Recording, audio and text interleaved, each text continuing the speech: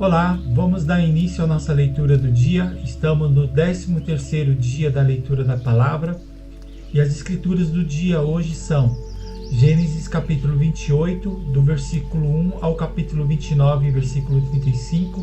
Em seguida vamos ler Mateus capítulo 9, versículo 18 ao 38. Também vamos ler Salmos capítulo 11, do versículo 1 ao 7. E por último vamos ler Provérbios capítulo 3, do versículo 11 e 12. Vamos dar início à nossa leitura lendo Gênesis capítulo 28, do versículo 1 ao capítulo 29, versículo 35. Jacó vai para a casa de Labão. Isaque chamou Jacó e, dando-lhe a sua bênção, lhe ordenou dizendo: não escolha uma esposa dentre as filhas de Canaã. Levante-se e vá a Padã-Arã, a casa de Betuel, pai de sua mãe, e tome lá por esposa uma das filhas de Labão, irmão de sua mãe. Que o Deus Todo-Poderoso o abençoe, faça com que seja fecundo e multiplique, para que você venha a ser uma multidão de povos. Que ele lhe dê a bênção de Abraão a você e a sua descendência, para que você possua a terra de suas peregrinações, concedida por Deus a Abraão. Assim Isaque despediu Jacó, que se foi a Padã-Arã, a casa de Labão, filho de Betuel, o arameu, irmão de Rebeca, mãe de Jacó e de Esaú. Esaú viu que Isaque havia abençoado Jacó e o havia mandado a Padã-Arã para tomar de lá esposa para si, e que, ao abençoá-lo, lhe havia ordenado que não escolhesse uma esposa dentre as filhas de Canaã. Soube também que Jacó, obedecendo ao seu pai e à sua mãe, havia ido a Padã-Arã. Sabendo também que Isaque, seu pai, não via com bons olhos as filhas de Canaã, Esaú foi à casa de Ismael e, além das mulheres que já tinha, tomou por mulher Maalate, filha de Ismael, filho de Abraão e irmã de Nebaiote. A visão da escada. Jacó partiu de Berseba para seguir para Harã. Quando chegou a certo lugar, ali passou a noite, porque o sol já se havia posto. Pegou uma das pedras do lugar, fez dela o seu travesseiro e se deitou ali mesmo para dormir. E sonhou: eis que estava posta na terra uma escada cujo topo atingia o céu, e os anjos de Deus subiam e desciam por ela. E eis que o Senhor estava perto dele e lhe disse: eu sou o Senhor, o Deus de Abraão, seu pai, e Deus de Isaque. A terra em que agora você está deitado, eu a darei a você e à sua descendência. A sua descendência será como o pó da terra. Você se estenderá para o oeste e para o leste, para o norte e para o sul. Em você e na sua descendência serão benditas todas as famílias da terra. Eis que eu estou com você e o guardarei por onde quer que você for. Farei com que você volte para esta terra, porque não o abandonarei até que eu cumpra aquilo que lhe prometi. Quando Jacó despertou do sono, disse: na verdade, o Senhor está neste lugar, e eu não o sabia. Jacó se encontra com Raquel. Jacó se pôs a caminho e foi à terra do povo do Oriente. Olhou, e eis um poço no campo, e 3 rebanhos de ovelhas deitados junto dele, porque daquele poço davam de beber aos rebanhos, e havia uma grande pedra que tapava a boca do poço. Ajuntavam-se ali todos os rebanhos, os pastores removiam a pedra da boca do poço, davam de beber às ovelhas e tornavam a colocá-la no seu devido lugar. Jacó perguntou aos pastores: de onde são vocês, meus irmãos? Responderam: somos de Harã. Perguntou-lhes: vocês conhecem Labão, filho de Naor? Responderam: conhecemos. Jacó perguntou ainda: ele vai bem? Eles responderam: sim, vai bem. Olhe Raquel, a filha dele, vem vindo aí com as ovelhas. Então Jacó disse: é ainda pleno dia, Não é tempo de recolher os rebanhos. Deem de beber às ovelhas e vão apacentá-la. Mas eles responderam: não podemos, enquanto não se ajuntarem todos os rebanhos. Seja removida a pedra da boca do poço e demos de beber às ovelhas. Enquanto Jacó ainda falava, chegou Raquel com as ovelhas de seu pai, porque era pastora. Quando Jacó viu Raquel, filha de Labão, irmão de sua mãe, e as ovelhas de Labão, aproximou-se e removeu a pedra da boca do poço e deu de beber ao rebanho de Labão, irmão de sua mãe. Feito isso, Jacó beijou Raquel e ergueu a voz, chorou. Então Jacó contou a Raquel que ele era parente de seu pai, pois era filho de Rebeca. Ela correu e o comunicou a seu pai. Quando Labão ouviu as novas de Jacó, filho de sua irmã, correu ao encontro dele. Abraçou-o, beijou-o e levou para casa. E Jacó contou a Labão tudo o que havia acontecido. Então Labão disse: de fato, você é meu osso e minha carne. Jacó casa com Lia e com Raquel. Jacó ficou na casa de Labão durante 1 mês. Depois Labão disse a Jacó: será que você vai trabalhar de graça? Só por ser meu parente? Diga-me qual deve ser o seu salário. Ora, Labão tinha 2 filhas, Lia a mais velha e Raquel a mais nova.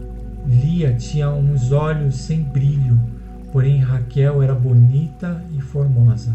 Como Jacó amava Raquel, disse a Labão: trabalharei para o Senhor durante 7 anos para poder casar com Raquel, sua filha mais nova. Labão respondeu: é melhor dá-la a você do que a outro homem. Fique aqui comigo. Assim, por amor a Raquel, Jacó trabalhou durante 7 anos.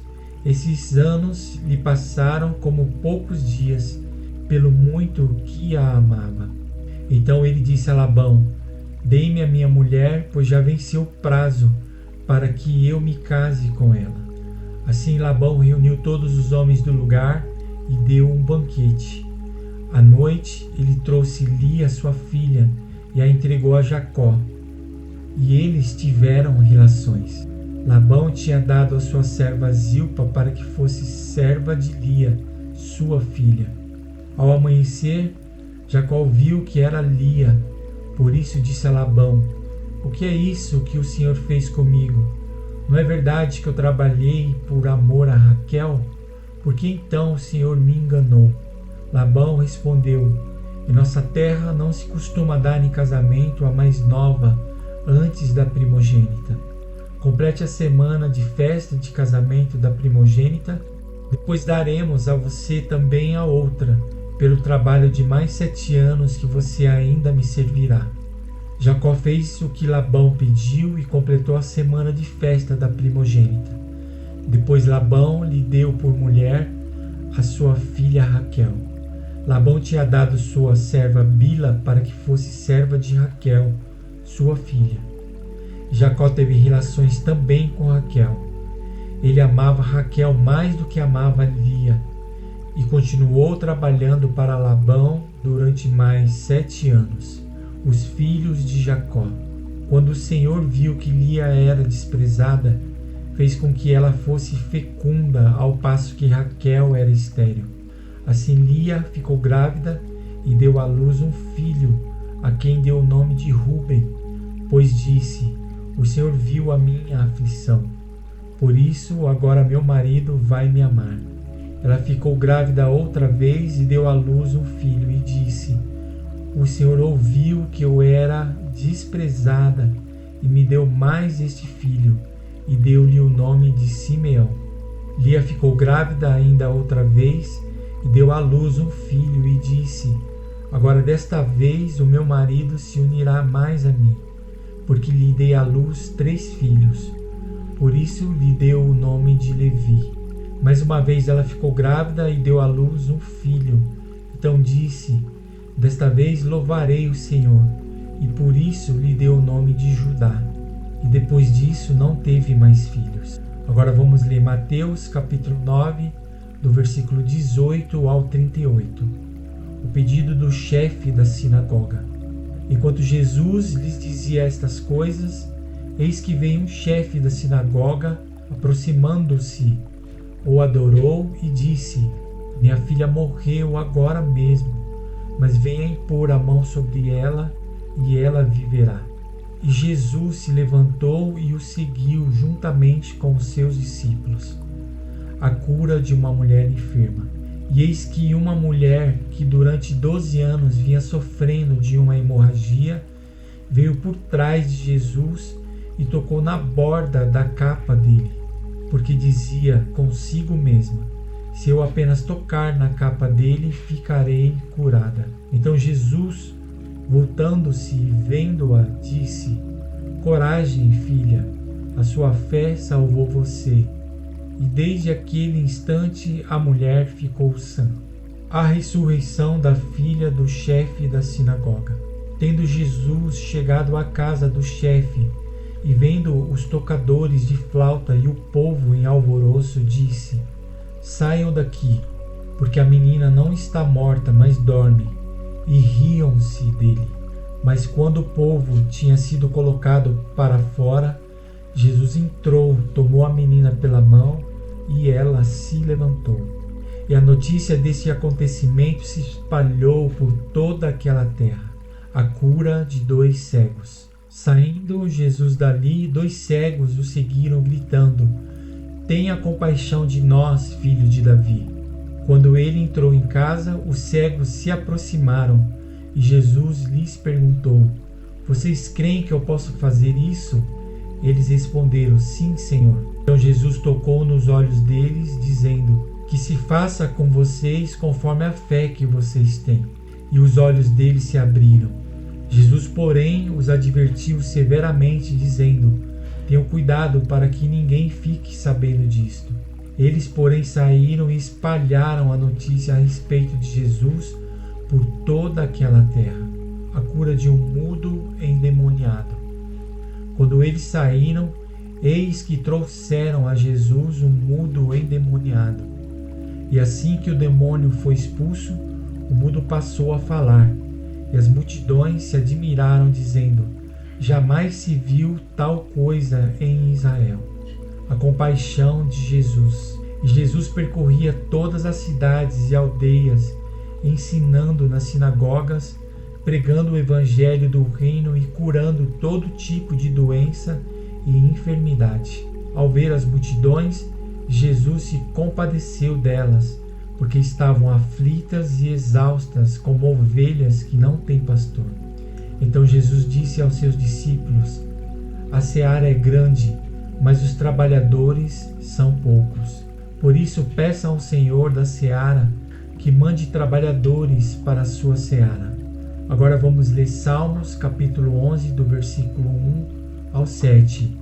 Deus é forte e refúgio. Ao mestre de canto, Salmo de Davi. No Senhor me refugio.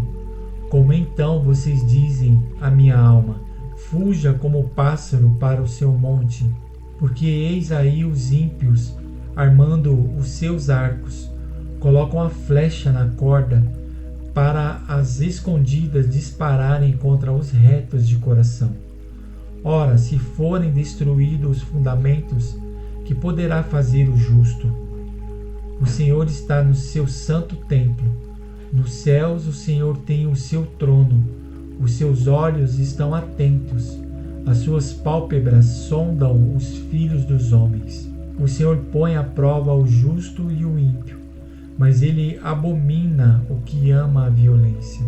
Fará chover sobre os perversos brasas de fogo e enxofre, e vento abrasador será a parte do cálice deles. Por ser justo, o Senhor ama a justiça. Os retos lhe contemplarão a face. Agora, por último, vamos ler Provérbios, capítulo 3, do versículo 11 ao 12. Meu filho, não rejeite a disciplina do Senhor, nem se aborreça com a sua repreensão. Porque o Senhor repreende a quem ama, assim como um pai repreende o filho a quem quer bem. E aqui encerramos a leitura do nosso dia. E obrigado mais uma vez por sua participação. E amanhã estaremos aqui dando continuidade na leitura da palavra. Que Deus abençoe o seu dia. Um grande abraço e até amanhã.